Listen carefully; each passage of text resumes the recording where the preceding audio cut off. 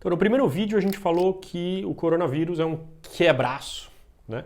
Uma grande oportunidade de aprendizado e quando a gente tem um quebre, a gente tem a grande oportunidade de entender e de compreender e de revelar o observador que nós somos do mundo. Outro conceito fundamental do coaching ontológico é do observador. Nós somos, cada um de nós, observadores distintos da realidade. Dependendo do observador que você é, isso determina os comportamentos e as ações que você tem, que por sua vez produz determinados resultados. Então, representado pelo OAR.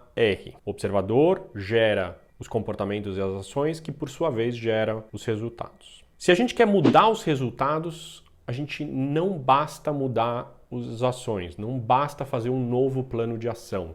E honestamente eu vivi dentro do mundo do corporativo, dentro do mundo do trabalho, e é incrível quanto a gente insiste em fazer muitas vezes planos de ação que no final das contas acabam sendo os mesmos, porque os observadores continuam sendo os mesmos. Portanto, baseado no coaching ontológico, para a gente mudar os resultados significativamente, a gente precisa mudar os observadores que nós somos da realidade. Portanto, não basta mexer nas ações, é preciso mexer no observador. Por que eu estou dizendo isso? Porque a gente precisa de novos resultados, né? Tá visto isso. A gente tem tido crises sistemáticas em diferentes dimensões da nossa sociedade, da humanidade. Climático, econômico, saúde, social e assim por diante. Portanto, quase como a realidade, o planeta, a gente está precisando de novos resultados, a gente está precisando mudar os resultados. E para isso a gente vai precisar mudar os observadores. E olha que oportunidade incrível que o quebre, que é a pandemia do coronavírus, está gerando na gente. Na marra. Bom, na marra já revela o observador que eu sou, tá? O observador é formado por 3 grandes dimensões. A primeira é linguagem, que está muito associado aos nossos julgamentos, à nossa mente.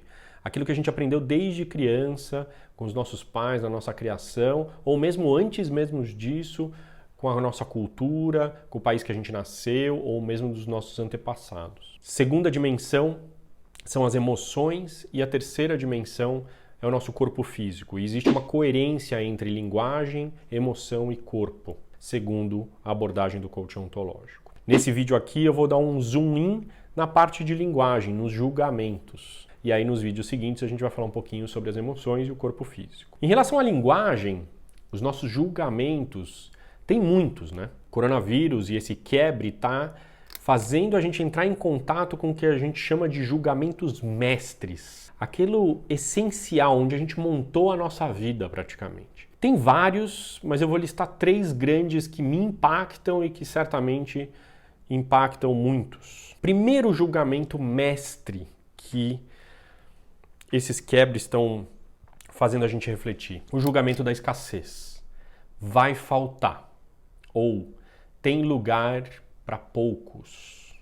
Poucos sobreviverão e poucos têm chance. Nesse julgamento, que honestamente eu fui criado e acho que muitos de nós fomos criados, acho que a humanidade inteira quase está montada em cima desse julgamento, dependendo, se a gente acredita nisso, a gente se protege, a gente escassa, a gente acumula, a gente rompe fluxo para que eu sobreviva, eu ganhe em detrimento do outro. Isso é nítido agora no momento da coronavírus, onde um dos grandes temores é, obviamente, a parte econômica. Isso quer dizer, eu vou precisar segurar ao máximo a grana, porque eu não sei o que vai acontecer e, portanto, eu preciso sobreviver. A questão é que quanto mais a gente fizer isso, pior vai ficar. Por quê? Porque efetivamente o dinheiro não flui, não circula.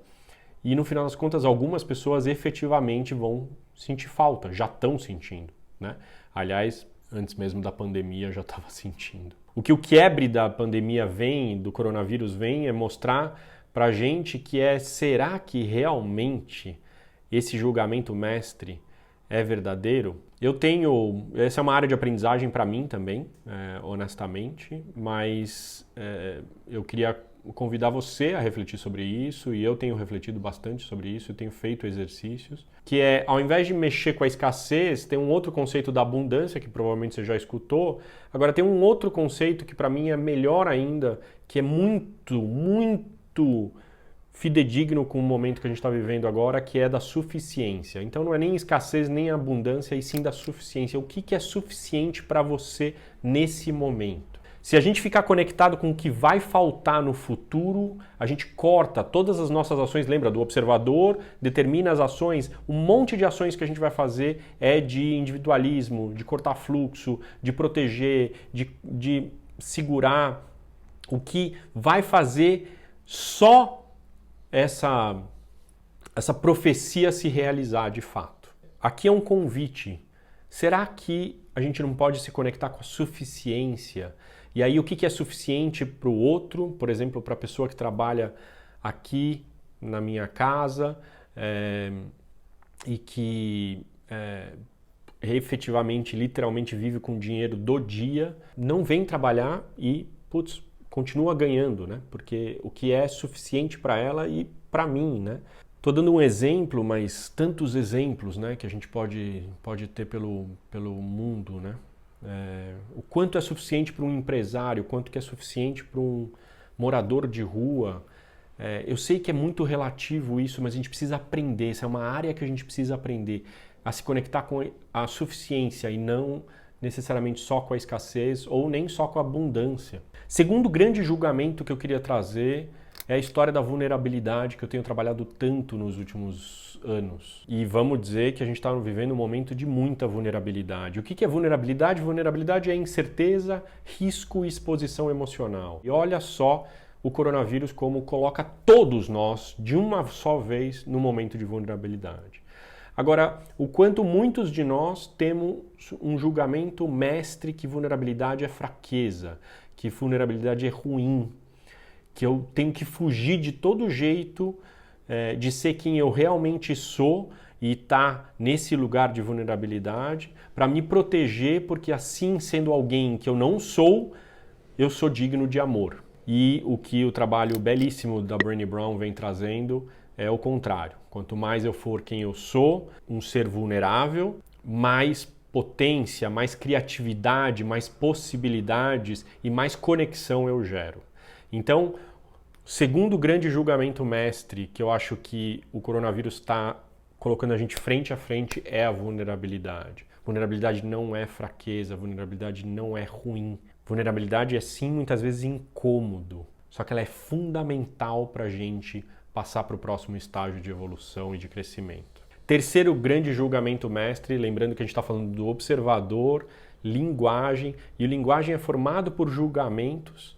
E aqui eu estou trazendo 3 grandes julgamentos mestres que, na minha opinião, o coronavírus e essa pandemia coloca a gente frente a frente, que estão relacionados aos nossos maiores medos e incômodos. O primeiro foi escassez, que eu falei, o segundo, vulnerabilidade, e o terceiro é a interdependência.